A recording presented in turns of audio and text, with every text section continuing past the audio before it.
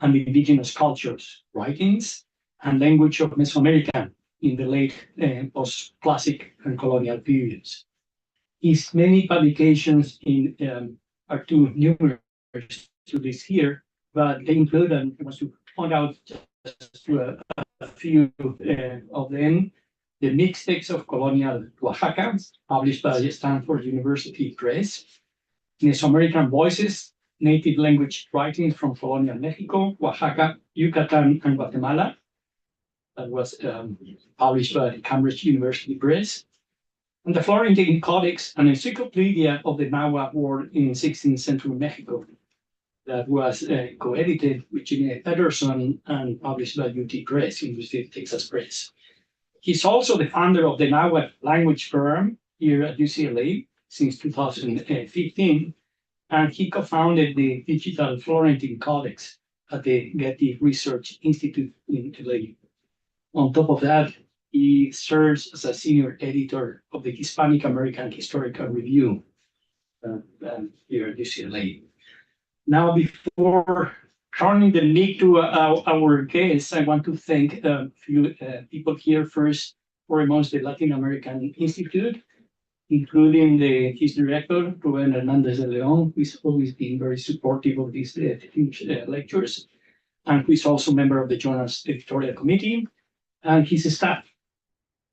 Also, the Center for Mexican American Studies, CIMAS, at UT Arlington, my home institution, including its director, Javier Medina Vidal, and the center's staff, and also the associate editors of the journal, including Monica Garcia Blizzard at Emory University, Erika Gabriela Ani at Colmes, at Colegio de Mexico, and Martha Judith Sanchez at NUM. So today's lecture will take more or less about 40 minutes or so, after which we'll open the forum for your questions from the audience, and you can ask your questions in either English or Spanish. So with that said, let's give a warm welcome to our distinguished speaker, Professor Kevin Tarasiano. Thank you.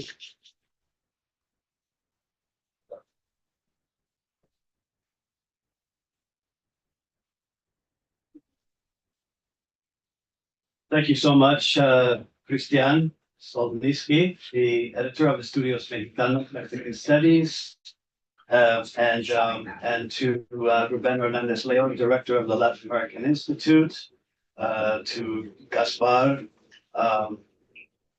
Rivera Salgado for the Center of Mexican Studies, and Brian Pitts here, the assistant director of the Institute. I'm excited to present to you the Digital Florentine Codex after working on this initiative for the past 8 years. We're going to visit the site, but before we do so, let me tell you about the manuscript and a little bit about the research and design process that went into the site, which was launched last year, October 2023. I also want to thank Kim Richter, the lead and code of the Florentine Codex initiative.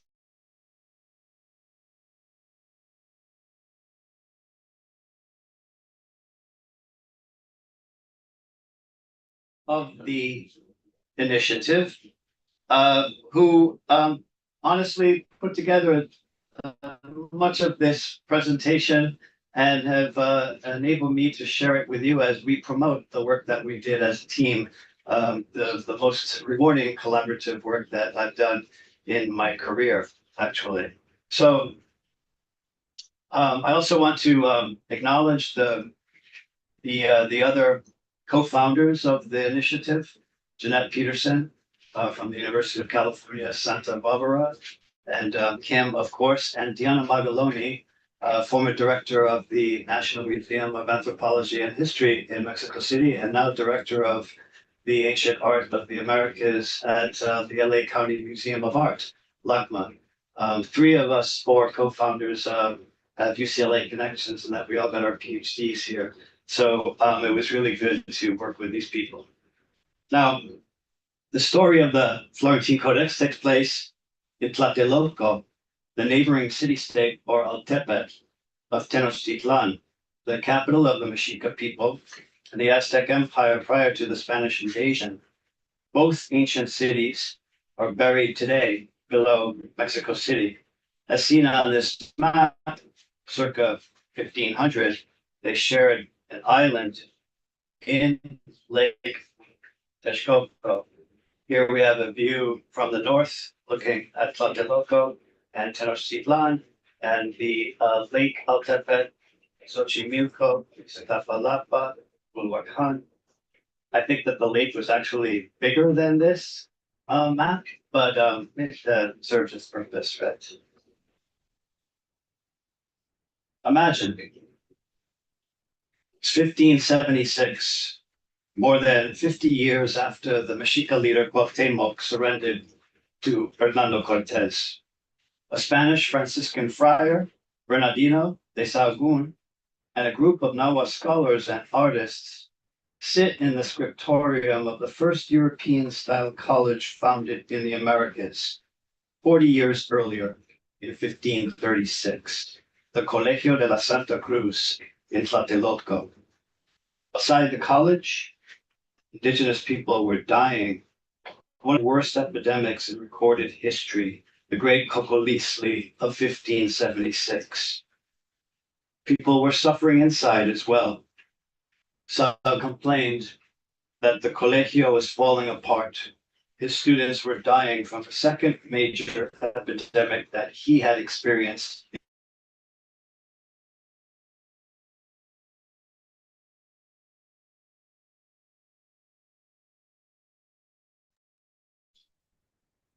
And he himself was stricken by smallpox, but survived. He feared that the indigenous people might become extinct, considering the rapid decline of the population in his lifetime. The team worked tirelessly to complete an amazing manuscript known today as the Florentine Codex. The title of the manuscript, The General History of the Things of New Spain, refers to a genre of historical writing in Spain, especially central Mexico, rather in Spain, that was employed to record indigenous knowledge and customs of New Spain, especially central Mexico.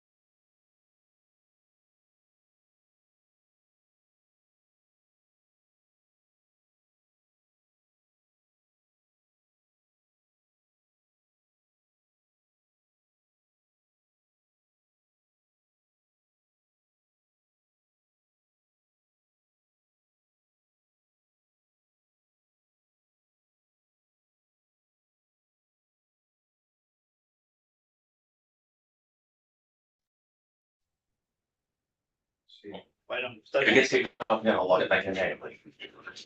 Alright, we should be fixed. So the manuscript was sent to Spain in 1577 to comply with King Philip's decree that all manuscripts on the topic of conquest and indigenous history be sent immediately to Spain for inspection. Period of intense debate on conquest and the treatment of indigenous peoples. I have here a portrait of King Felipe II, and I just draw your attention to the artist here, Sofonisba Anguissola. She was from the Milan region of Italy, and she went to Rome, began painting, and she was discovered by Michelangelo, recommended her, and she actually became the royal court portrait artist in the middle of the 16th century and painted this image of Felipe. Now, to Mesoamerican scholars, the Florentine Codex is one of the most important manuscripts because of its rich content on pre-Hispanic and early colonial Mexico. The final draft was produced between 1575 and 77, although compiling the information took 3 decades. It's the product of a long-term collaboration between Sahagún and a team of indigenous Nahuatl grammarians, scribes, and painters.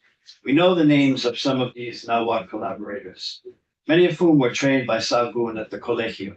The grammarians, Antonio Valeriano of Azcapotzalco, Martin Jacobita of Tlatelolco, and Alonso Bejarano and Pedro de San Buenaventura of Cuautitlan. The scribes, Diego de Grado and Bonifacio Maximiliano of Tlatelolco, and Mateo Severino of Xochimilco. There were many more, but these are the ones mentioned by Sahagún. The Codex was sent to Europe shortly after completion and was acquired before 1587 by the Medici family. It survived all these years because scholars believe that if it had made it to Spain, it might have been censored and destroyed by the Spanish Inquisition. Not so with the Medici family, who even commissioned a translation of the Spanish text to Italian of the first 5 books. And that translation is located in the Hispanic Society of America Library in New York City, ironically. Today, the manuscript is preserved in the Biblioteca Medicea Laurenziana in Florence, Italy. And here we have an image of the library designed by Michelangelo himself. Sahagún's work, including the Codex, was inscribed in UNESCO's Memory of the World Register in 2015. And our initiative started a year later in 2016. The Florentine Codex is 3 volumes divided into 12 lavishly illustrated books, totaling 2,446 pages. It's a bilingual manuscript with 2 columns of text, Spanish on the left and Nahuatl on the right. Sahagún's Spanish translation paraphrases the Nahuatl column. So, although complementary, 2 texts are often different. The Codex's structure is modeled on Roman and medieval encyclopedias, like Pliny's Natural History, and addresses popular topics such as medicine, speeches, cosmology, religion, society, gender, flora, and fauna, and in the final book, an account of the Spanish-led invasion of Mexico. Here's an example of how the 2 alphabetic texts and images of the Codex capture this encyclopedic information. The images appear mainly in the Spanish code and are based on the Nahuatl text, which was written first. We see on these pages in Book 11, the book about nature, how each paragraph of the Nahuatl text starts off with the term referring to the particular type of creature, followed by a description and a paired image in the Spanish column. So you can see outlined in blue the types of bees and butterflies being described. Let's have a closer look. The insects are shown in the context of their habitats. The artist carefully provides the necessary details to identify individual insects. The top left image shows the pipioli, bee, paired with a flower. Below is the mimiawat, bee, that lives in the hotlands, indicated by a radiant sun. For the shika papalot, on the right, the artist deliberately included the gourd bowl as a pictographic sign that indicates the butterfly's specific name. Because the images provide such critical information in addition to the two alphabetic texts, we have proposed that the images should be considered a third text telling a third narrative. So here you have the combination of shikali for the gourd bowl and papalot for the butterfly, and the clever use of the iconographic convention of combining the two. The DFC is an enhanced digital edition that unlocks this encyclopedic content by making the texts and images searchable. You might ask, why does this content need to be unlocked? The answer is in this photo. It illustrates the challenges of working with the manuscript. You have to consult numerous publications to access the whole of the Codex, unless, of course, you're able to read early modern Spanish and Nahuatl in 16th century handwriting. With the exception of the rare and costly facsimile that you see at the center, all of these publications are partial in one way or another. For example, many don't include the images contained in the manuscript, or if they do, they are line drawings of the originals, extracted from their original position in the text, and placed in a separate section. The DFC, Digital Florentine Codex, brings these numerous texts and the digitized codex together, making all parts of it accessible to scholars, students, and the public. These previously published transcriptions and translations shown here are canonical, routinely referenced by scholars in the field. They were path-breaking in their time because they made the texts of the Florentine Codex more readily, albeit partially, available. But without these publications, studies on early modern Mexico would be significantly poorer. We have here Arthur Anderson and Charles Dibble on the left, who worked on their Nahuatl transcription and Nahuatl to English translation of all 12 books, published in 13 volumes between 1950 and 1982. They worked on this project for more than 30 years to do that. In the middle, Alfredo Lopez Austin and Josefina Garcia Quintana's transcription made the original Spanish text of the Codex available. Prior to that, Spanish-speaking scholars had worked with transcriptions of a copy of the Florentine Codex, not the original text.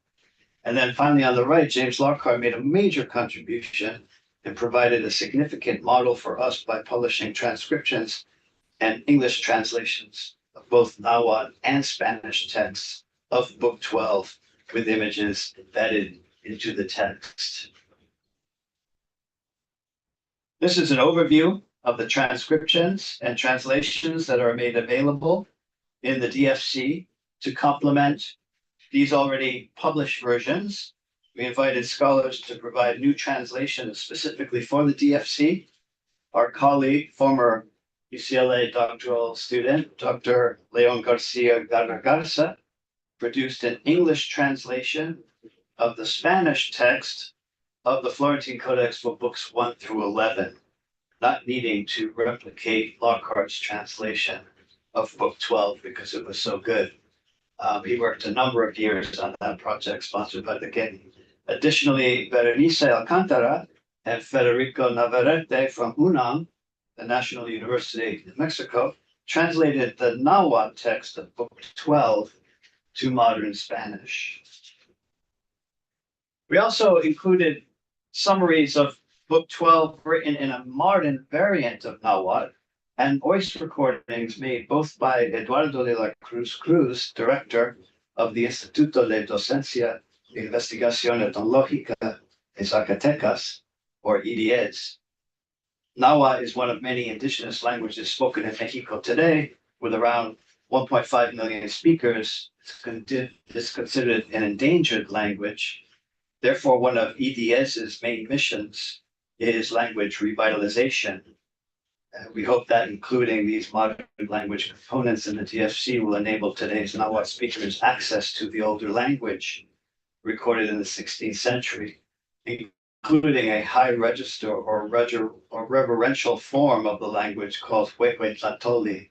Eduardo is depicted here on the left. He actually participated in the founding of the Nahuatl language program here at UCLA. He was its first teacher, and he's now director of the of EDS based in Zacatecas, and a very amazing and accomplished Nahuatl scholar.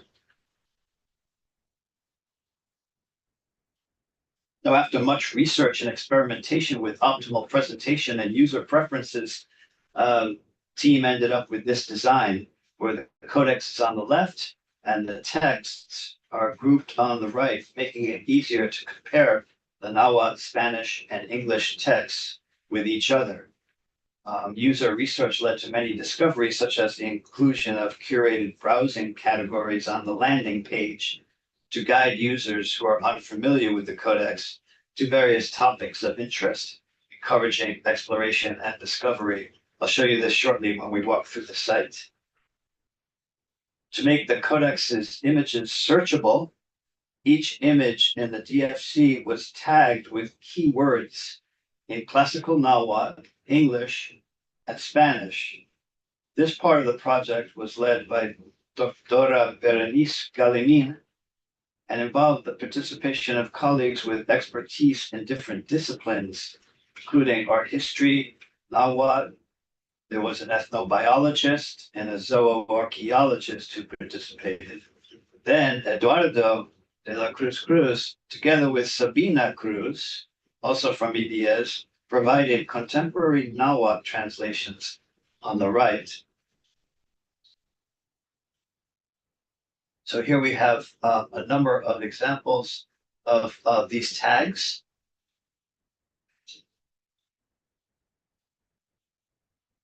Because the images of the codex provide information that goes beyond the written texts, they can be considered a third text. To draw out the content of this third text, the team conducted extensive iconographic and stylistic research.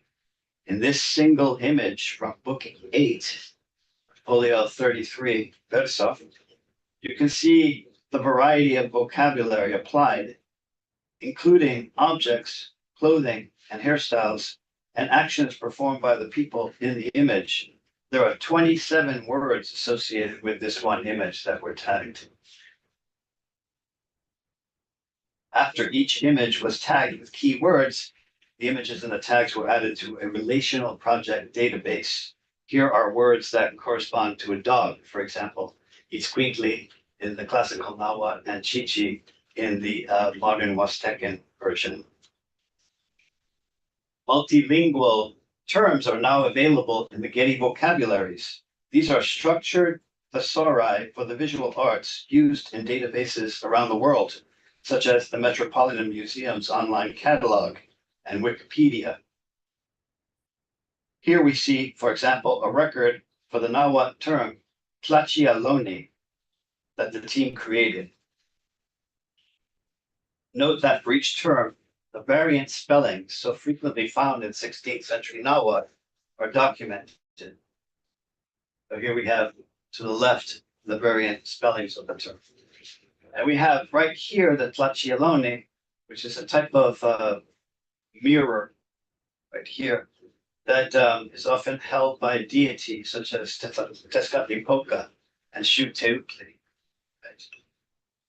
In fact, the term used today in the modern Huasteca is Tezcat for mirror, but in this case, the more classical term Tlachialoni was investigated, that by which one sees. It's often made of gold with a mosaic of feathers and often compared to a mirror. So by contributing tagging data to the Getty vocabularies, we seek to give Nahuatl language terms greater global reach, as well as longevity beyond the DFC. Again, this data is used in online databases at many museums around the world. Inspired by Diana Magaloni and Marina Garrone Gravier's pioneering research, the team painstakingly identified the stylistic particularities of the Nawa Tlaquiloque, who painted the images and who wrote the text. Even if we cannot attribute a name to these contributors, users are able to search for images and sections of text by an individual scribe or artist, thus obtaining the complete work of each contributor and gaining a better sense of their agency in creating the codex. So there are at least 19, now apparently as many as 21 artists who contributed. And the sort of really careful, painstaking analysis of each artist's peculiarities was done over quite a long period of time. And then 9 hands, 9 scribes who contributed to the writing. This was a team involving Mary Clark, Roxanne Valle, Elisa Souza at Occidental College, and myself. And Roxanne Valle is seated right here among us. She really played a leading role in identifying the 9 hands throughout the 2,500 pages of the manuscripts, and concluding that all 9 wrote both Nawa and Spanish, so they were completely bilingual, and one even wrote Latin. So, and so the databases compiled to make those observations are, an impressive source of information in themselves. So to connect the metadata to the individual pages, the team had to highlight individual segments on the digitized Codex page and associate them with the relevant metadata. This way, the right image or passage of text is brought up in search results. Now, the Florentine Codex is a massive compendium of information, nearly 2,500 handwritten pages with just as many images, compiled into 12 books, bound in 3 volumes. To make the DFC, the digitized folios of the Codex were combined with an impressive quantity of data. Data collected the old-fashioned way, by humans, by hand, not artificial intelligence. Let's have a look at the numbers of the DFC, the human-generated data that powers the site. There are nearly 200 audio files, over 10,000 plain text files of translations and transcriptions, new and old, which required careful transformation and markup by editors, nearly 2,300 vocabulary entries, thoughtfully crafted to describe images, over 15,000 multilingual terms and variant orthographies, each one debated over and translated by team members and consultants and captured in the database, and a staggering 2,567 image tags assigned to the images of the Codex so that they could be searchable, so that there are approximately 10 tags to each image in the Codex, some images more than others. All this work accomplished by a village of people, really, an exceptional team of local and international scholars, Getty staff, various collaborators. Named here are members of the core team who have been working for several years on the DFC, ever since we held the conference on the Florentine Codex at the Getty and here at UCLA, sponsored by the Latin American Institute back in 2016, 16. And then all the members of the project team were too many to call out individually. Each person listed here made a significant contribution.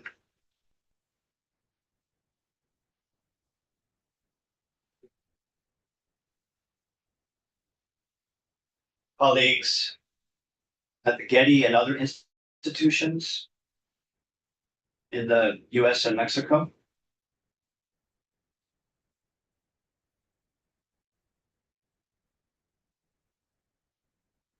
And technical and editorial teams and interns So that really, this was a truly collaborative effort. And we all, I think, really truly enjoyed working with one another in this collaboration. Okay, so now let's go to the DFC to get an impression of how it works. So I'm going to stop the share here and go to the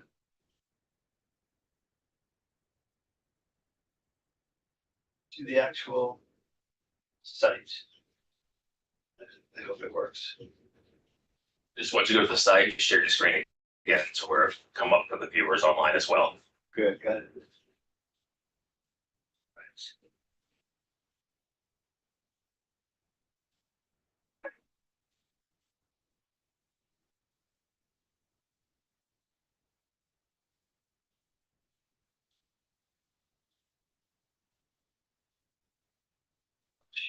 Share screen.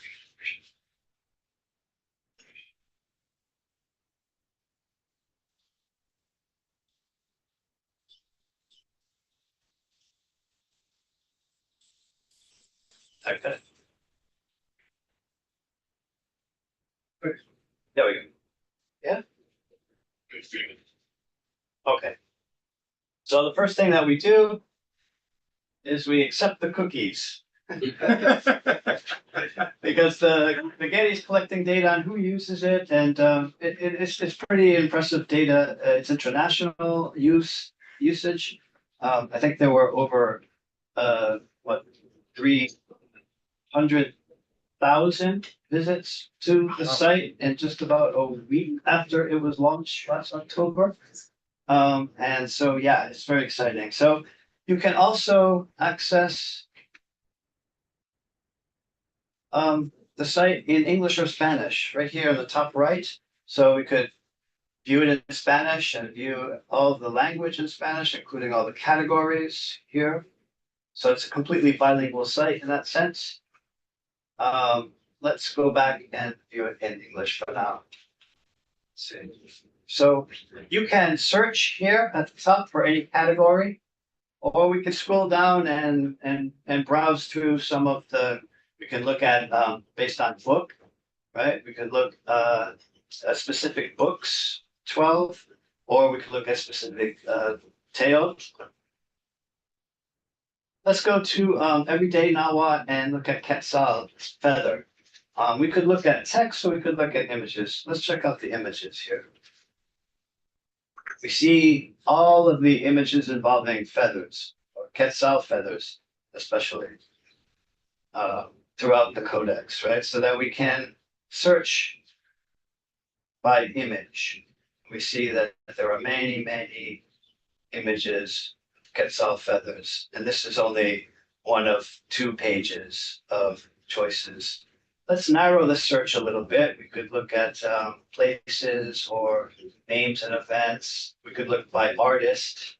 Let's go to book 9, the merchants. And here we see all of the images of Quetzal in that book on the merchants, right? Let's go to a specific one like this one. Now here we have on the left the image and a bit of the text on the right. Here we have a sort of image title, feather devices and their making, the exact page of the Codex, and the artist, in this case, artist Q. Right? If we scroll, we can enlarge the image to get some good detail. It's a really good high resolution image. And if we just scroll down a little bit, we can see all of the keywords associated with this particular image in classical Nahuatl, English, Spanish, and Eastern Huasteca Nahuatl, right? So if we click on one of these terms, it will bring us to all of the images associated with that particular Tlacuilo or artist. So in this case, Tlacuilo Q, and all of his work. And you can see he seemed to specialize in producing images of feathers to some extent, right? So we can also go and search here in the search column. Let's search for Malitsin. The Nawa woman who served as a crucial interpreter during the Spanish encounter with Moctezuma and the war. Let's search for Malitsin here. Come up with 34 text results involving Malitsin. And we'll just choose this first one right here. You see that the word itself that you searched is highlighted in blue, so you can find where it is. So we're going to have a look at this iconic image of Malitsi.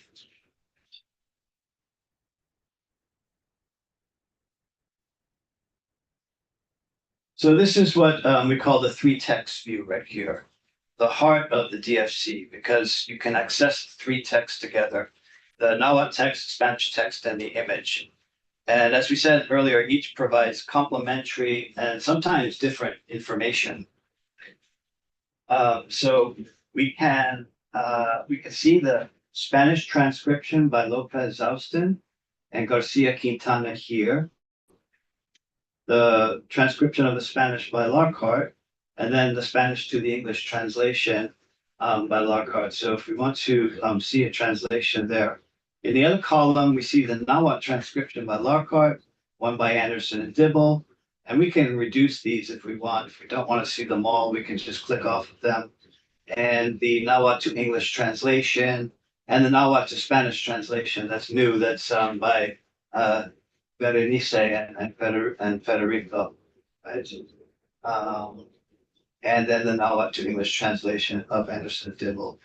We can go up and see the book view. This is a sort of, the real thing. This is the Codex in front of us, right? Open to that page, but also to the accompanying page on the left. And we can zoom in on this image, manipulate it, and zoom in on it. Check out this image. This is fascinating, one of Malitsin. This being the encounter between Hernando Cortez and Moctezuma, right, in front of one of the palaces. And she is in the middle as translator, as intermediary, as interlocutor. Speech scrolls are flowing from their mouths. In this particular encounter, the Moctezuma gave Cortez a necklace of feathers as a symbol of peace. And that's what he appears to be holding in his hands there, right? She's dressed in her wipili and standing there barefoot like the other indigenous people. They are fully armed, and so that this is supposed to be a peaceful encounter, but it seems kind of fraught with tension in that sense, that the Mexica are not armed at all, but the Spaniards are fully armed with their lances. And interestingly, she has her hair braided up, which is a style of wearing the hair among the Mexica, indicating that she was married. Even though she wasn't really married, but at least the artist, thought of her in this way, and probably thought of her as married to Cortez, since she was coming with him and, of course, had relations with him. Right? So you can, from here, go anywhere you want in book 12, forward or backwards. You can also use these scrolling buttons to go through book 12. And if you want to get out of this book view, you can just hit the button on the right and you're back to the three texts. There's one other feature of book 12 in particular that is really special, I think, thanks to Eduardo de la Cruz. And there's an audio component of the Nahuatl so that you can hear the Nahuatl spoken by a native Nahuatl speaker. So let's listen to Eduardo here, and he's going to be reading this text right here, the Nahuatl transcription.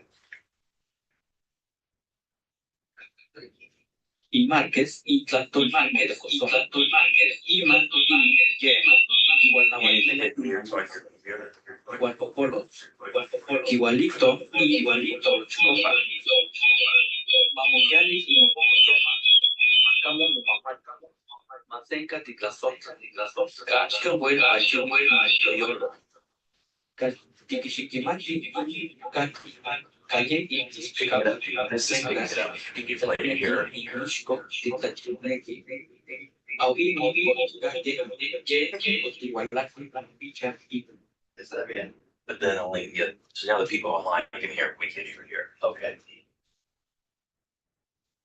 All right, well, that didn't go exactly as planned because of the echo. It sounds wonderful. Eduardo worked on this for an entire week in a sound studio in the Getty. And took several tries each page. This text is very challenging. It's very high register Nahuatl. It's classical Nahuatl. And yet, it's not altogether different from the modern variant of Huastecan Nahuatl.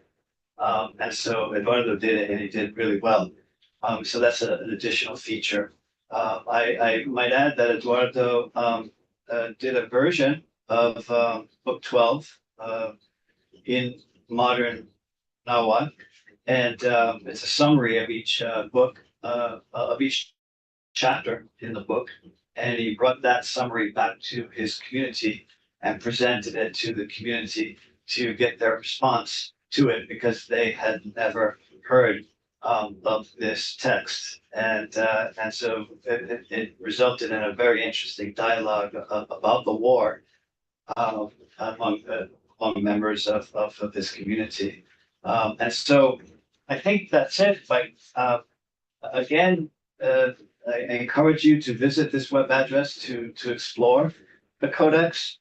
And I hope that you enjoy the site as much as we do.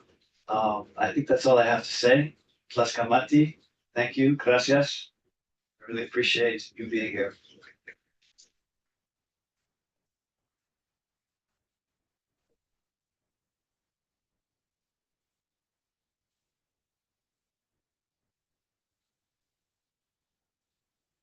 Can go to, you want to moderate? There we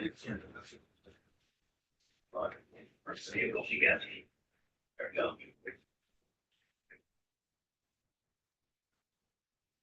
Okay, get on the screen there, we're good to go. Okay. I'll go ahead and.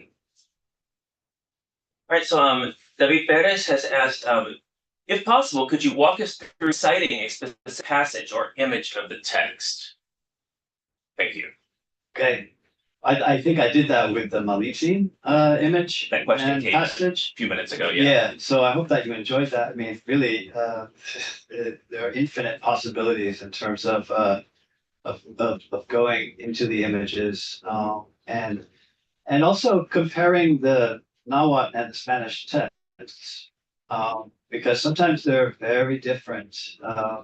In my examination of book 12, I found that the vast majority of the images were in the Spanish column.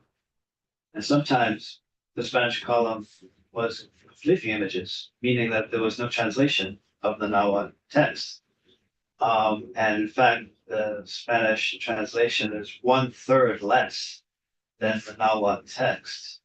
And I began to wonder, well, what are the differences? Is it arbitrary or is it intentional? And I found that the Spanish was very different or missing precisely at the point from the Toshkal massacre onward in the middle of book 12, chapter 21, when the violence broke out and the massacre occurred. There's very little Spanish translation there compared to the very graphic, detailed Nahuatl text of what they remembered had happened.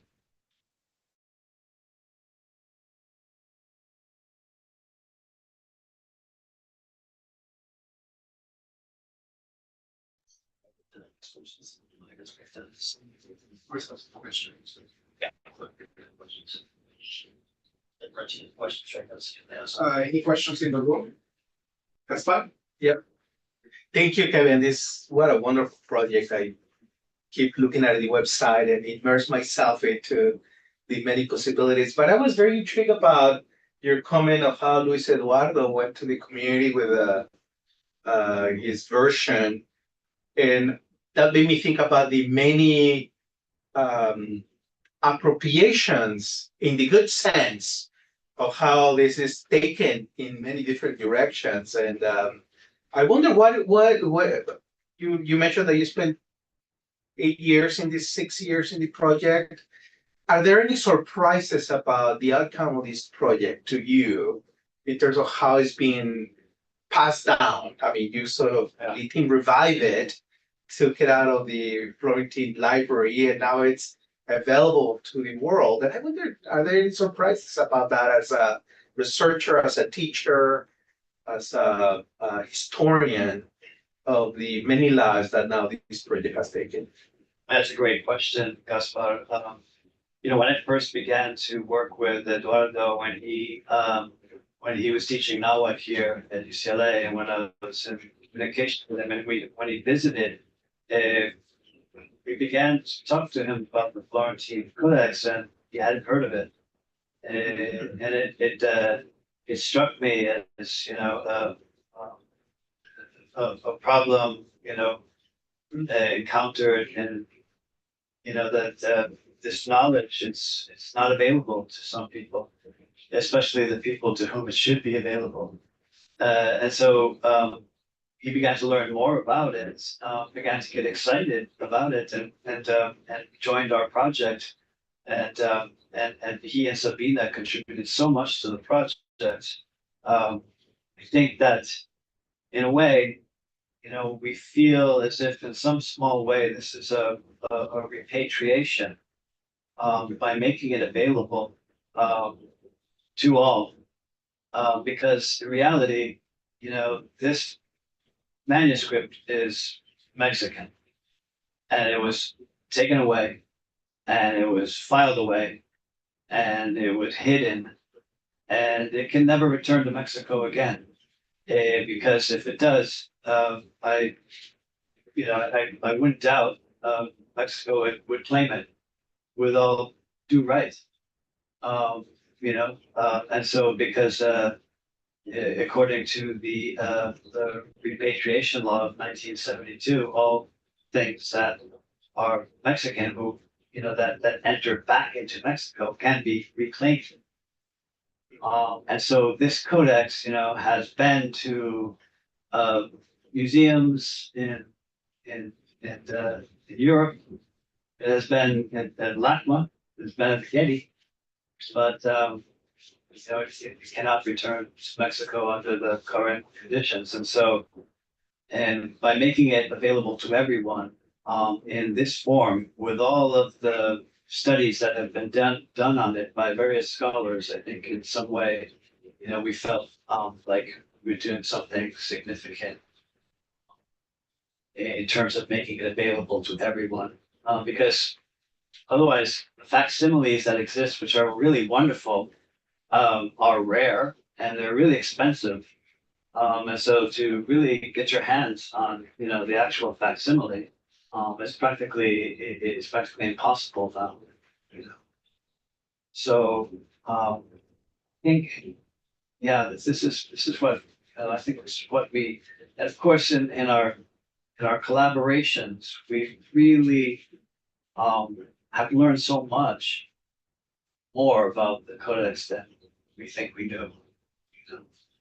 And we're still really beginning to understand the manuscript. There's so much work that needs to be done, and by making it available to everyone, we hope that it will encourage more research in the language, with the manuscript, with the pictorials, in every way. Christian, raise the hand over here. Yeah, go ahead, Christian. Yes, like that, I'm really impressed. And first comment is that it seems there is much more on digital humanities projects that meet the eye. I mean, the amount of work that is behind it. It's impressive, and I was taken away by this the ability to convert the translations, Spanish English, the nahuatl, of course, the ability for the meta-analysis, it's huge. Now, having said that, so you work in this project for that long, and you see that is now out there in the world with a lot of potential. What is that your vision that to unleash all that potential, both for academics, historians, and anthropologists and others, but also for the public at large? Because I think that you were mentioning before in a conversation that you see that there's a lot of potential for replicating. So where do you see that potential? Yeah, that's a great question, Christian. Yeah, we feel very strongly about the need to promote the site so that it can be used at popular level and in the schools, not only in colleges and universities, but at the K through 12, K through 14 level. And so we are now in the process of applying for NEH grants, working with teachers, and we hope to work with the LAI outreach program. We hope to continue to work with the LAI outreach program to work with LA Unified School District teachers, for example, in integrating this, brainstorming about how we can use this site in the classroom at different levels. So, I'm using it in my classroom. I have a class on, an introduction to colonial Latin America now, and I built an assignment based on this site for the first essay that was assigned a few weeks ago. And as students went into the site and did the most creative, original, fascinating essays, I thought, I'm still reading them. There's 420 students in the course, and about 100 of them answered that question. So I'm sorting through them. I'm learning from the students, from their observations. It's really exciting. And so we think that there's vast potential here to really use this site now. And of course, incredible potential in Mexico, because again, this is a Mexican manuscript. It is the most impressive manuscript, in my opinion, in the early Americas. There's nothing like it. And it has all of this Nahuatl language, which is, just and almost 2,500 images hand painted by native artists. And so there's just vast potential here. So any topic you can imagine, go searching for it, and you might find something. So if you're interested in, food, or you want to find out about tamales, or you go and you'll find numerous references and images of these things in this encyclopedic manuscript. Questions are coming in fast and furious over Zoom. Right. So I'll pick a couple of them. I think when you just mentioned, of course, like this is a Mexican manuscript, right? The really interesting question comes up from a couple of people, actually.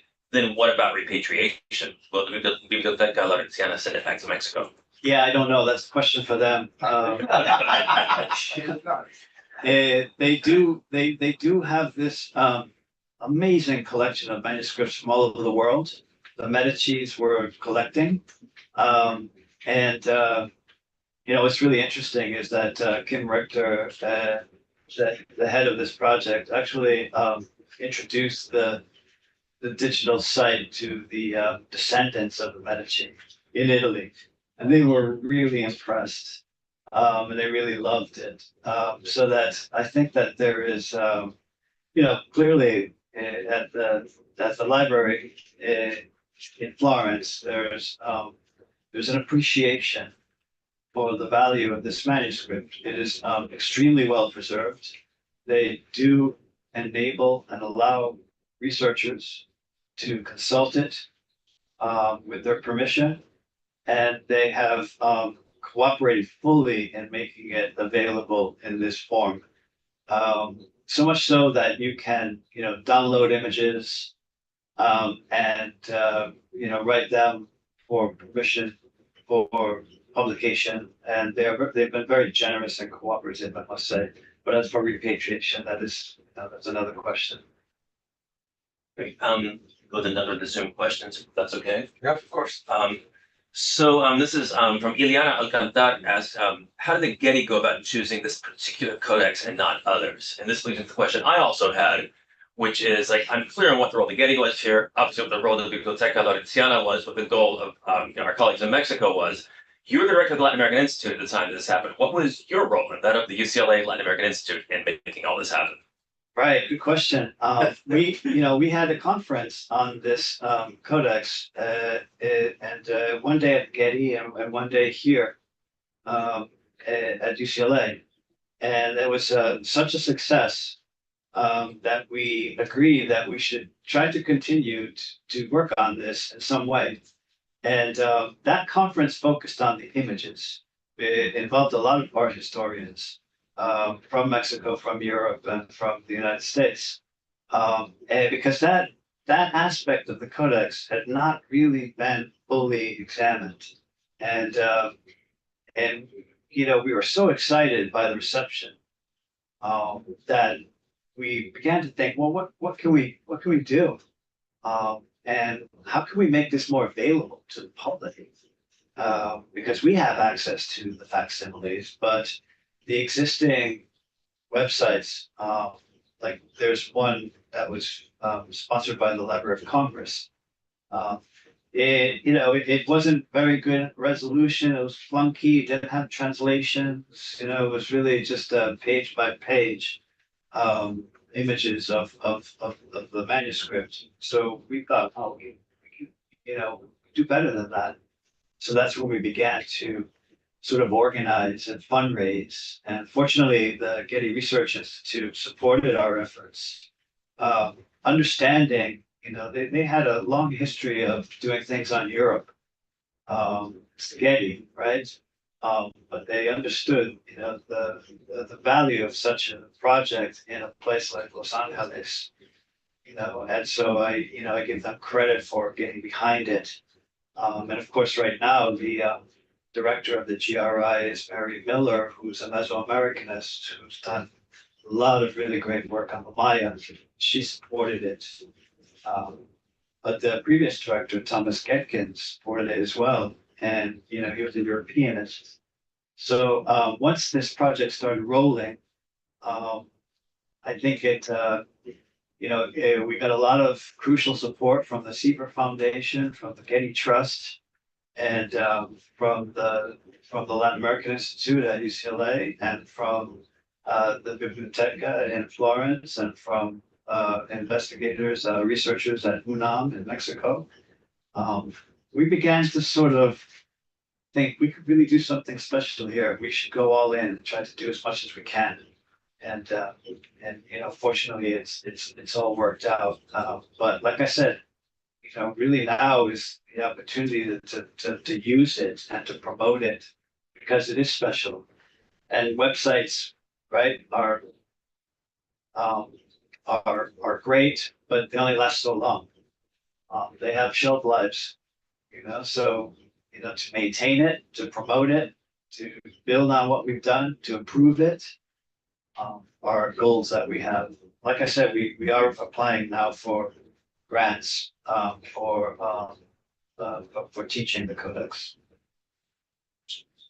Yeah. So next question we have here is from your very own graduate student, Chase Smith. Hi, Chase. Thank you so much, and hello from Mexico City.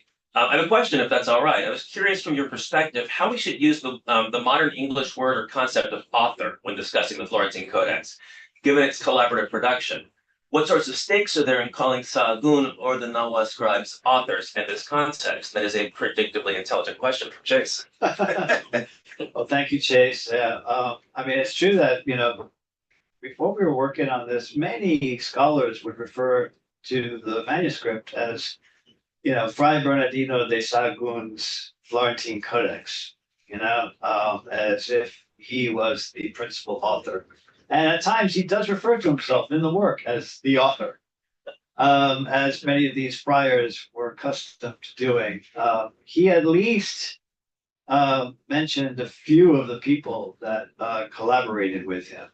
And a lot of these friars who put together these, manuscripts in the 16th century never mentioned any of the native people with whom they worked.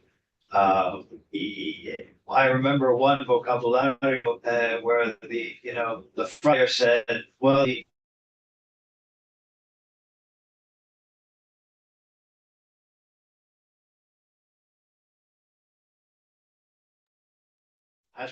least Sagun has referred to a few people. And those people were incredibly talented, bilingual, and who were participating in the project for years. And I have to say, since the Nahuatl was written first, I do believe that the Nahuatl scholars were the primary authors. No doubt, Sargun had a model in mind, and came up with the format of the work based on the classical encyclopedias.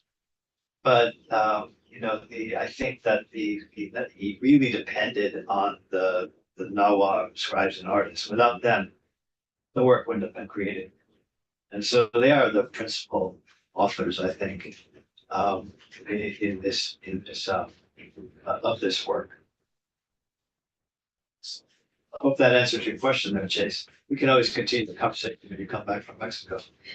A related question from Cynthia Briano.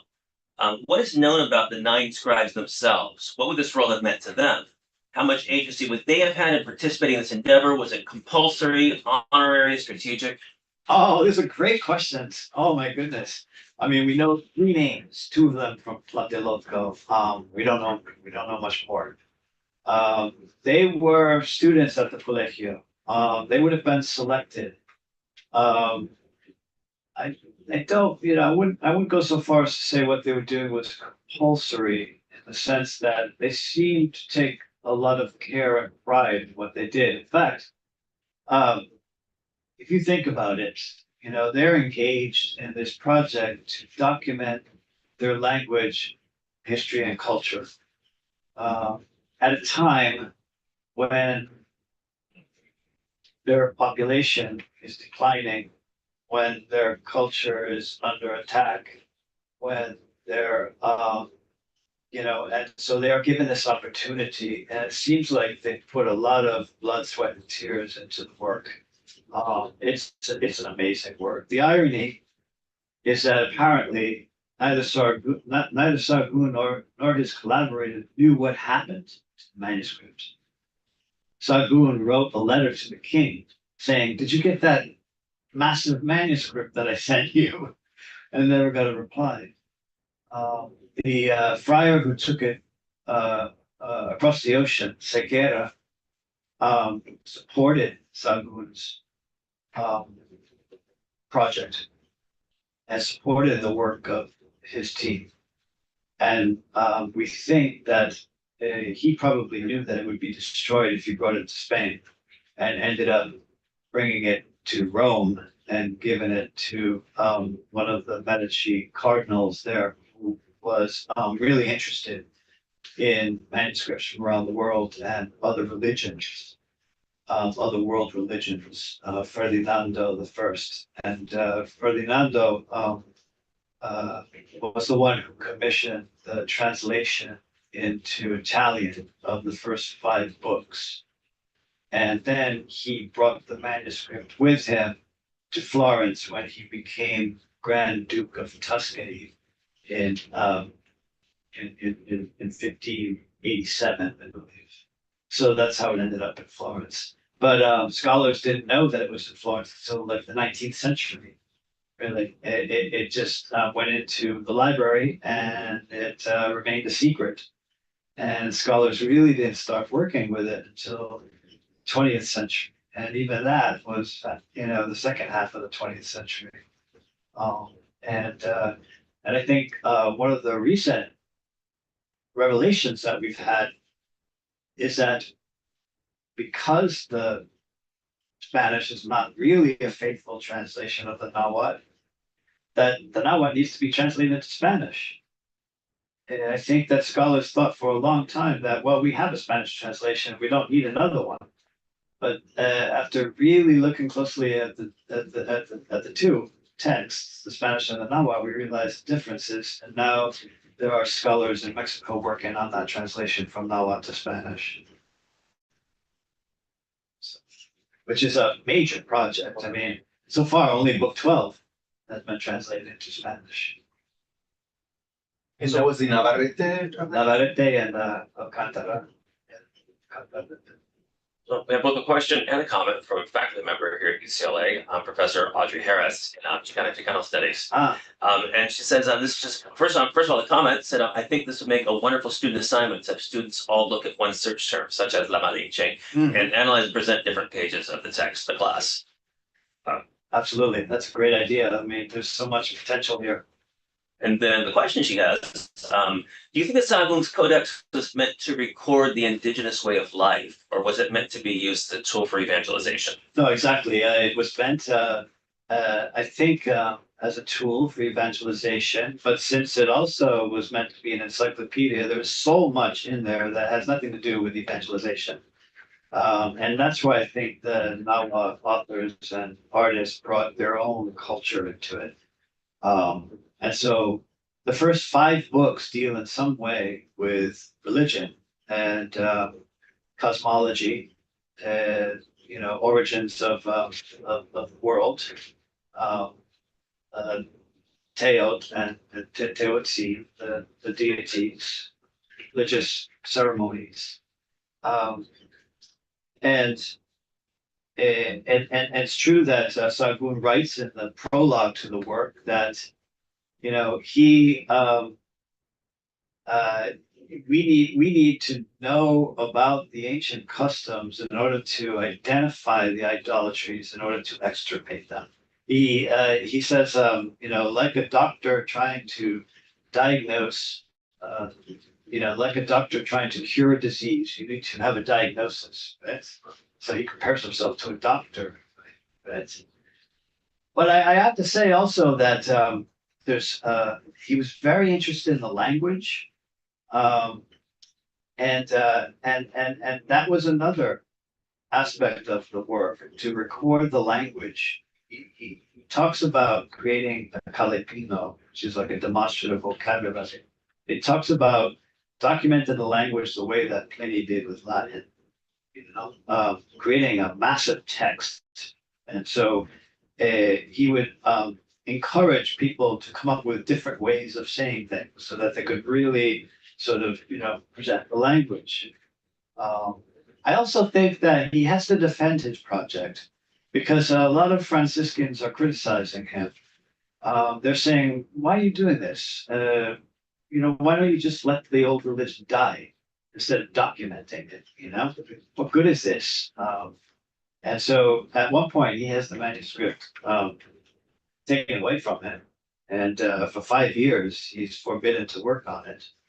And then he gets it back, and there's another, superior in the order who supports the project and says, continue to work on it. And then when the king's decree comes out in 1577, he has to really kind of work on the translation to make it, to make it intelligible to a Spanish audience.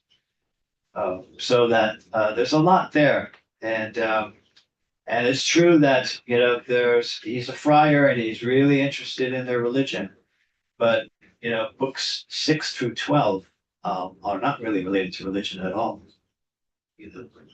So great question. A couple more that are kind of related to each other, almost somewhat related. Veronica Solis asked about the materials used to create the Codex. Is the paper amate paper? And then also, does the site have more about materials used? And then also a question about the places that are referenced in it. It says, is there a gazetteer function of the place names mentioned or some geographic location tag? So I guess connect to a map and say, this is where this is, and this is where that is. Oh, that would be great. That's a future project Another one. because there's so many places mentioned. I mean, even districts of Tlatelolco, for example, very specific names referring to Tlaxilacalli or Calpuli, barrios, very specific names for specific temples. And so the sky's the limit there. That would be wonderful. It is not a mate paper. It's very fine, strong European paper. And the colors are all organic, of course. And Diana Magaloni has done some wonderful work on the colors of the manuscript. She has a book published on that topic. And the intensive labor that went into preparing those natural dyes, and how they ran out, because midway through book 11 and for much of book 12, there's no color.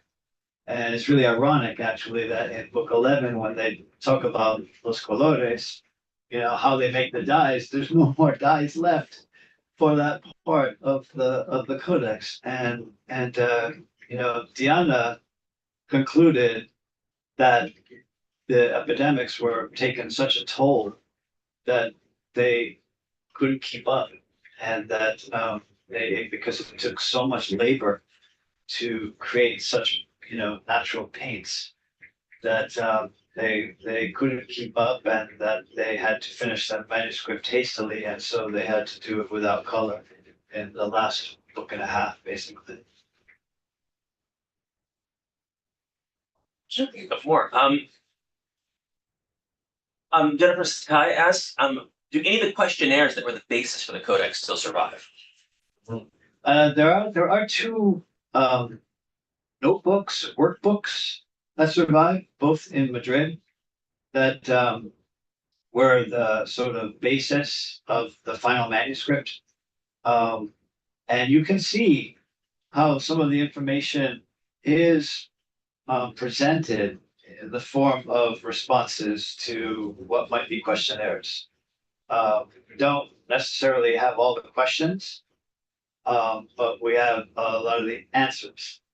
And of course, there was also another manuscript in the 1540s, the Primeros Memoriales, which served as a sort of first attempt at what ended up with the Florentine Codex manuscript. There is this very interesting book by Victoria Rios Castaña that talks about the sort of inquisitorial method of Sahagún and the way that he applied that method to extracting information, especially about religion, which is fascinating. And because I mean so Sahagún is in a way inventing some of these methods, but he's also drawing on the experiences of the Franciscans in Mexico in terms of the church sponsored publications that were created for learning the language and learning the customs and so forth. So, great questions. Last one up. Last one. All right. Last question then comes from Ashley Larson, who says, I'm a librarian and often teach with facsimiles of Mesoamerican codices and special collections. I'm hoping to prepare a guide to these resources and have heard about efforts to rename the codices to reflect the people who created them instead of honoring the collectors and or post-colonial locations where they now reside. Are there efforts to rename the Florentine Codex? Not that I know of, but I know of other codices where this has happened. And yeah, it does make sense. I think the most prominent example is the Codex Kingsborough, right? It's actually a legal document from Tepetlaustok, and Kingsborough, Lord Kingsborough was this English collector who happened to snatch it up and became part of his collection. So it's like, are we going to name this thing after this, this English baron or whatever? Or from the place where it was created, Tepetlaustok. And so now we're seeing this movement in that direction. Yeah. In this case, this thing was created mainly in Tlatelolco, you know. But there's already a Codex de Tlatelolco. And there's the Anales de Tlatelolco. And so in terms of the naming, but I think that it wouldn't be such a bad idea to associate, the Codex with the name of a place where it was created. Right. Thank you so much, Kevin. Thank you, everybody on the Zoom. Thank you, Jen. Thanks to the journal for sponsoring again this annual lecture. Wonderful.